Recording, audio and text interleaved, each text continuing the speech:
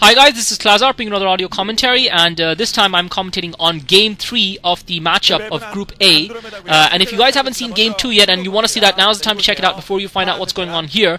This game is being played between KC and GG Play. KC having come through Jaedong in Game 1, which I've covered already.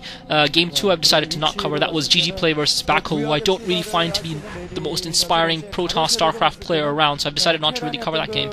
So this will be an interesting game. This is on Andromeda, and it's a little bit more of a balanced matchup. KC Play did catch, KC did catch Jaedong with his pants down a little bit in Game 1 and took full advantage of it, and really left Jaedong with a little bit of a painful backside, and now from a spanking, nothing more perverse than that, guys, for all of you with dirty minds out there. Anyway, so moving away from that, oh, actually there was something I wanted to talk about in Game 1, but the action got underway so quickly that I really didn't get a chance to talk about it. I'm not sure if you guys are aware, but apparently Savior was asked, along with Boxer, to carry the torch for the Olympic torch ceremony by the Chinese Olympic Committee, but they refused to participate because of the fact that China just happens to be, you know, murdering and killing lots of its citizens and oppressing them for no apparent reason other than because they can. But that being said, you know, we in the West here hardly are in any position to pass judgment, considering our tacit support of that government. Anyway, this is StarCraft, not politics, so sorry about that little meander there. But anyway, so it looks like GG Play has gone for a 12 hatchery build. He has indeed. He's gone for the 12 hatchery build. It's the same as Jaedong, but this is the difference. On a map like this kind of build is much safer. And I think on a map like Guangzhou, a Zerg player would almost be, should almost be inclined, and now he's putting down the spawning pool, would almost, so he's got for the virtually the exact same starting build as Jaedong, would almost be more inclined on a map like Hwarangdo to go for a 9 pool build, because I think the problem with Hwarangdo is because, first of all, when you talk about percentage StarCraft, since there's only 2 spawn points, if an opponent is going to try and cheese you or rush you, they're going to have a much higher rate of success because they know exactly where your base is, so they don't have to go around searching for you, depending on this 1 in 3 chance of finding your base in the right position and the base being close enough and everything else that goes along with it. And I think Jaedong probably, even though you can't really blame someone when they get cheesed, he could probably have scouted a little bit more aggressively a little bit earlier and made sure that something like that wasn't coming if he wasn't going to go for a 9 pool, if he was going to go for a 12 hatch build. So GG Play trying to get that drone off, and brilliant play by KC. He ferrets that drone away, but I think GG Play has seen that marine out, so and I think he got up enough of the ramp to possibly see the second racks from KC. So KC going for 2 racks build. KC meanwhile, I think realizing from that, so GG Play's got his expansion up. Sorry, GG Play's got his expansion up. I think GG Play started his 3rd hatchery up now as well at the other expansion. So GG Play looks like he'd be starting up this 3rd hatchery. We did see a matchup, the dual commentary that I did with Diggity between Nada and between Flash and Bisu. Unfortunately, I'm not sure why it's up right now, not up yet, but that was also in this map, and we saw an interesting game, so I'm not going to actually talk too much about it, but nevertheless, to say the least, I think that this map does offer some interesting options for Terran players.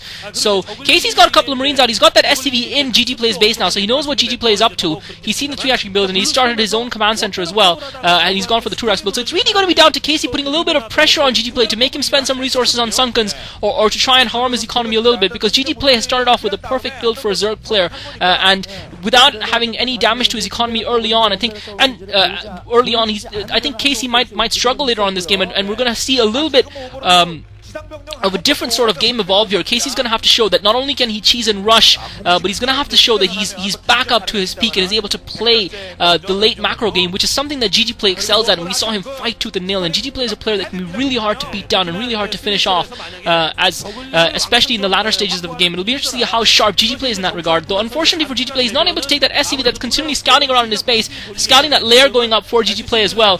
So that's not great play by him. He should really perhaps send a second Zergling or something to take that SCV out and block that scouting. GG Play having got his 3rd expansion out. So far, KC isn't really putting any pressure on GG Play, and I think if GG Play has the other thing is, I'm not sure why GG Play is invested in that one sunken fairly early on. I think personally you're better off investing in a group of 4 to 6 Zerglings, although that does cost potentially more larvae than investing in that early sunken early on, because with those Zerglings you can keep the opponent on the defensive and also have a mobile ground force, and therefore not have to spend as many resources on sunkens.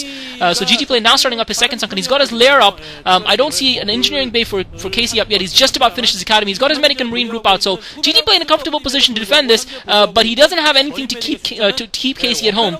He's got his 2 sunkens up. He's now putting his 3rd sunken down. We do know that this map can be dangerous as far as tank push goes, because GG Play can hit that expansion, that min-only expansion just over the cliff from and the natural expansion at the same time from that little choke. So Casey venturing forward with this medic and marine group. I don't think he's going to attempt to break the sunken line of GG Play here. GG Play's got that 3rd sunken up and going pretty much by now. He's venturing forward with the marines. Looks like Casey's actually going to venture forward and try and actually do some damage here. He does some damage the first time, and GG Play brings out some of his drones. He managed to lose 2 drones in the process. He's going to lose a 3rd drone. This is careless by GG Play. I don't think there's any need for that, but he's bought himself the time he needed. Casey now coming forward with a couple of fire bats. Meanwhile, GG Play has gotten in with a couple of Zerglings, so Casey unable to effect any damage to GG Play's base, trying to catch him off before that 3rd sunken came up, and I thought that was silly by both players a little bit. I think Casey committing himself to that attack, I didn't think that there was any chance that attack was ever going to be successful, and I think GG Play did not, really did not need to bring his drones out and unnecessarily sacrifice 3 drones. He had enough Zerglings there. He could have let the Zerglings take the heat while the sunken came up, and he had survived that attack already, and then he let the 3rd drone die even further, with further carelessness, leaving it in the melee when he didn't need to. Casey meanwhile has rebuilt his medic and marine group. He's building his 4th racks. He's got his command center up and running. He's getting his engineering way up, but I think GG Play's Spire is up now, so those mutalisks are going to be out anytime. So Casey's going to be on the defensive a little bit for a little while here. Casey's spreading that medic and marine group, trying to catch those, but GG Play's actually going to catch those medic and marines. So Casey's spreading his medic and marines carelessly, not anticipating that GG Play would have a Zergling force of that size, and GG Play managed to pick off about 4 of Casey's marines. Casey's now getting those turrets up, and with those cliffs, it'll be interesting to see exactly with the cliff just behind the natural. It'll be interesting to see how effective GG Play's Mutalisk harass is going to be, and how aggressive he's going to be in that Mutalisk harass.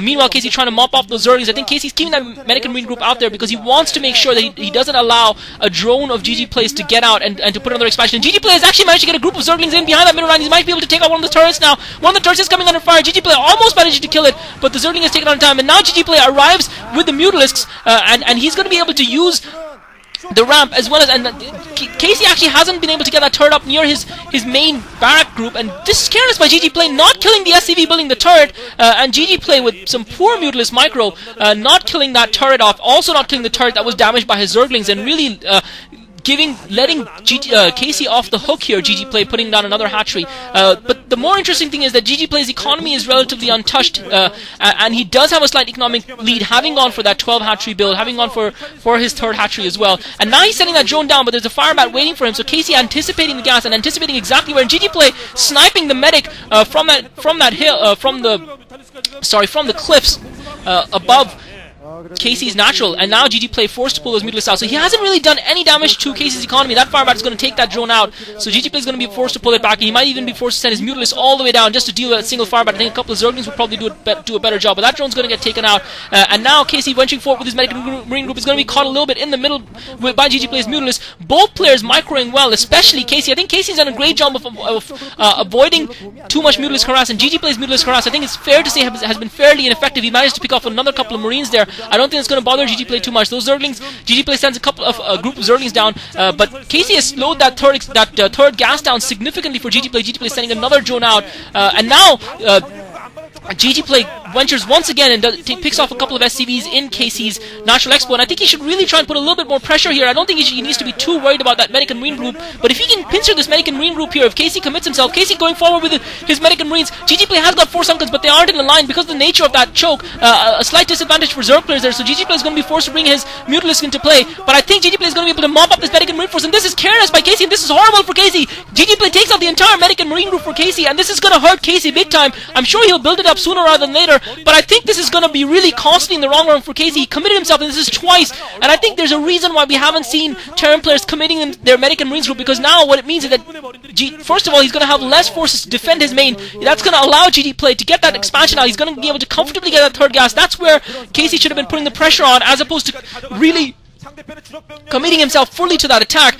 Now, not only has he left himself slightly open for a counterattack, but more crucially, he cannot put the pressure on his opponent. And furthermore, when he's not going to be able to effect any sort of early tank push. He's going to have a smaller medic and marine force on the ground. And really, when you see a Terran player lose their first medic and marine group as carelessly as KC has, I think you see that they generally tend to struggle. So now KC in a little bit of trouble.